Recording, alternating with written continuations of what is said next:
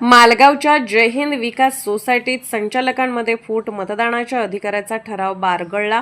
महाराष्ट्र दणका news network. जिल्हा मध्यवर्ती बँकेच्या आगामी निवडणुकीसाठी मतदानाचा अधिकार निश्चित करण्यासाठी विविध कार्यकारी विकास सेवा संस्थेचे ठराव घेण्यात येत आहेत.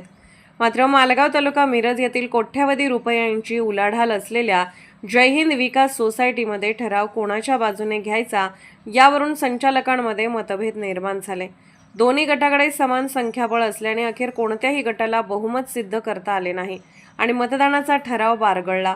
जय हिंद विकास सोसायटीच्या एकूण 13 संचालकांपैकी एका संचालकाचे निधन झाले आहे. त्यामुळे सध्या दोन्ही गटाकडे प्रत्येकी 6 संचालकांचे संख्याबळ आहे. यामुळे ठराव मंजूर करण्यासाठी दोन्ही गटाकडून जोरदार प्रयत्न सुरू होते.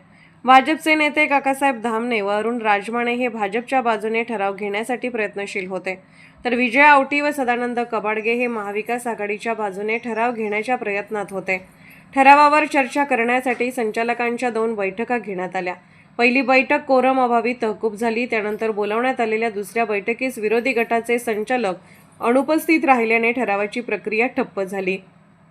दरम्यान एक संचालक आपल्या गटाच्या बाजूने वळवण्यासाठी दोन्ही गटाकडून जोरदार खलबते सुरू होते.